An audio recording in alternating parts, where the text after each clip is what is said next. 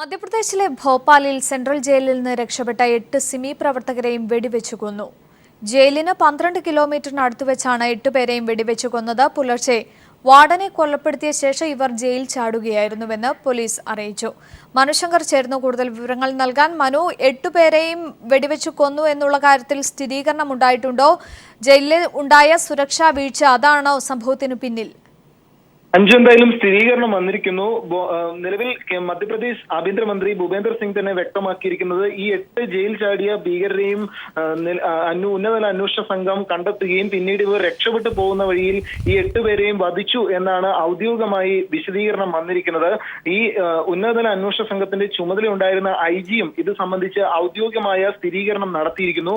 Bhopal central ജയിലിൽ നിന്ന് 12 kilometre അകലെയുള്ള ഭോപ്പാലിലെ തന്നെ ഏന്തുഗഡി ഗ്രാമത്തിലെ ഗ്രാമവാസികളാണ് ഈ സംശയം തോന്നി ഈ 8 ഭീകരർ എന്ന് സംശയിക്കുന്ന ആളുകളെ കണ്ടു എന്നൊരു സംശയം പോലീസിനെ അറിയിക്കുന്നത്. ഇതിനെ തുടർന്നാണ് ഉന്നതതല അന്വേഷണ സംഘം അങ്ങോട്ട് തിരിക്കുകയും തിരച്ചിൽ നടത്തുകയും ചെയ്തത്. ഈ തിരച്ചിൽ നടത്തുന്നതിനിടെയാണ് ഒരു ഒഴിഞ്ഞ പ്രദേശത്ത് ഈ 8 പേരെയും കണ്ടെത്തിയത്. തുടർന്ന് ഇവരുടെ പക്കൽ ഈ ആയുധങ്ങൾ ഉണ്ടായിരുന്നു എന്നുകൂടി പോലീസ് സ്ഥിരീകരിക്കുന്നുണ്ട്. തോക്കുകൾ ഉണ്ടായിരുന്നു എന്നുകൂടി പോലീസ് പറയുന്നു. ഇത് സംശയം ഉണർത്തുകയും ചെയ്യുന്നുണ്ട്. ഇവർക്ക് ഭക്ഷണം കഴിക്കുന്നതിനും മറ്റുമായി നൽകിയിരുന്ന സ്പൂണും പ്ലേറ്റും സ്റ്റീൽ പ്ലേറ്റുകളും ഇവർ മൂർച്ച കൂട്ടി ആയുധങ്ങളാക്കി മാറ്റുകയായിരുന്നു. ഇതിനുശേഷം ഇവർ ഉപയോഗിച്ച് ഈ അന്വേഷണ സംഘത്തിലെ ഉദ്യോഗസ്ഥർക്ക് നേരെ ആക്രമണവും ഈ 8 ഭീകര സംഘം നടത്തി എന്നാണ് പോലീസ് പറയുന്നത്. ഇതിൽ 2 പോലീസുകാർക്ക് പരിക്കേറ്റു എന്നും വിവരമുണ്ട്. ഇതിനുശേഷമാണ് പോലീസ് തിരിച്ചടി നടത്തുകയും 8 പേരെ വെടിവയ്പിലൂടെ വധിക്കുകയും ചെയ്തത്. ഇന്ന് പുലർച്ചെ 2 മണിയോട് കൂടിയായിരുന്നു ഈ സ്റ്റുഡന്റ് ഇസ്ലാമിക് മൂവ്മെന്റ് ഓഫ് ഇന്ത്യയുടെ 8 പ്രവർത്തകരും ജയിൽ ചാടിയത്. ഈ ഡ്യൂട്ടിയിലുണ്ടായിരുന്ന ജയിൽ ഗാർഡിനെ കഴുത്തു മുറിച്ച് കൊലപ്പെടുത്തിയ ശേഷമായിരുന്നു ഇവർ രക്ഷപ്പെട്ടത്. ഈ കഴുത്തു മുറിച്ച് കൊലപ്പെടുത്തിയതും ഈ ജനൽ ചില്ലുകളും അതോടൊപ്പം ഇവർക്ക് ലഭിച്ചിരുന്ന സ്പൂണുകളും മറ്റും മൂർച്ച കൂട്ടി കത്തി പോലെ ആക്കിയ ശേഷമാണ് ഇതുപയോഗിച്ചാണ് ഈ ജയിൽ ഗാർഡന്റെ കഴുത്ത് മുറിച്ച് ഈ ജയിൽ ഗാർഡനെ കൊലപ്പെടുത്തുകയും ചെയ്തത്.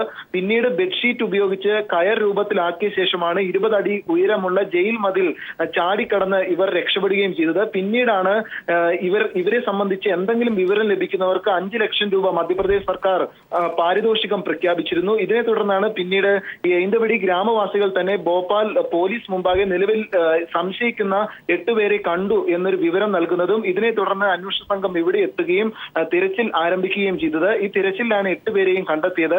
പിന്നീട് പോലീസിന് നേരെ ആക്രമണം നടത്തിയ ശേഷം രക്ഷപ്പെടുന്ന വേളയിൽ ഇവർക്ക് നേരെ വെടിയുതിർത്ത് കൊലപ്പെടുത്തി എന്നാണ് ഇപ്പോൾ ഔദ്യോഗികമായി മധ്യപ്രദേശ് ആഭ്യന്തര മന്ത്രാലയം നൽകുന്ന വിശദീകരണം. മനു, എന്തായാലും ഒരുപക്ഷെ ജയിൽ ചാടുന്നതിന് ജയിലിനുള്ളിൽ നിന്ന് തന്നെ ഈ സിമി പ്രവർത്തകർക്ക് സഹായം ലഭിച്ചിട്ടുണ്ട് എന്നുള്ള തരത്തിൽ കൂടി അന്വേഷണം പോകേണ്ടതല്ലേ? അത്തരത്തിൽ അന്വേഷണം മുന്നോട്ട് നീങ്ങുന്നുണ്ടോ? അത്തരത്തിൽ അന്വേഷണം നടത്തുമെന്ന് തന്നെയാണ് മധ്യപ്രദേശ് മുഖ്യമന്ത്രി ശിവരാജ് സിംഗ് ചൗഹാൻ മാധ്യമങ്ങൾ മുമ്പാകെ അറിയിച്ചത്.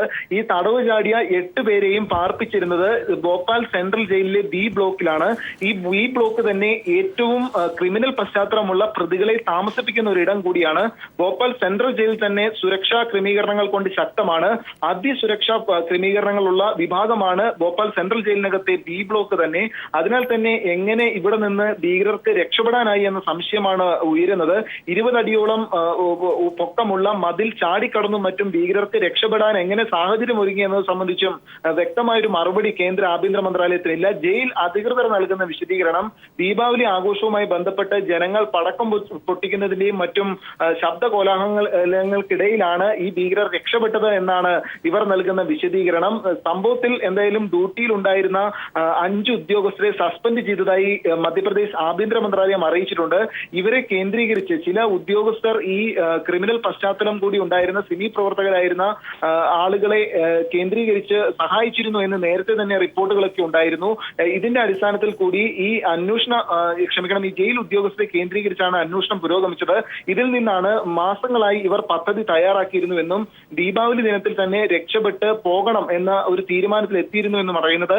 ഈ ചില ജയിൽ ഉദ്യോഗസ്ഥരെ കൂടി പോലീസ് ഇപ്പോൾ ചോദ്യം ചെയ്തു വരുന്നു എന്നാണ് അറിയുന്നത്. വ്യക്തമായ പ്ലാനിങ്ങോടുകൂടി ഈ ഒരു ദിവസത്തിനായി പ്രതികൾ കാത്തിരുന്നുവെന്ന് വേണോ അനുമാനിക്കാൻ? തീർച്ചയായും അങ്ങനെ തന്നെ വേണം അനുമാനിക്കാൻ. അങ്ങനെ തന്നെയാണ് പോലീസ് എത്തിച്ചേർന്നിട്ടുമുള്ളത്. മാസങ്ങളായി തന്നെ രക്ഷപ്പെടുന്നതിനുള്ള പദ്ധതികൾ ഇവർ തയ്യാറാക്കിയിരുന്നു.